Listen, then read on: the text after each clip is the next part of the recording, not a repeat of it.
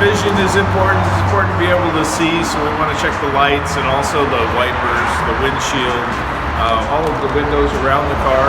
We want to make sure that they're in good shape, no cracks and things that would get in the way of your vision. Another kind of important tip is keep things clean and dry on the inside. You get in the car with a bunch of snow on your boots and you let it thaw out inside the car, you leave puddles inside. Those puddles turn to ice and it's hard to defrost.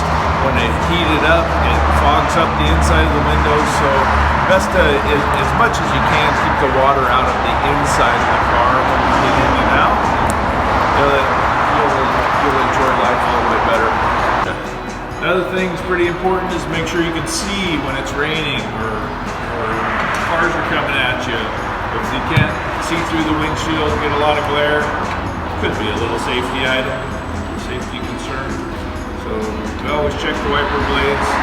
I like to check them when they're wet and wipe the windshield, make sure there's no streaks, and it cleans the windshield all the way.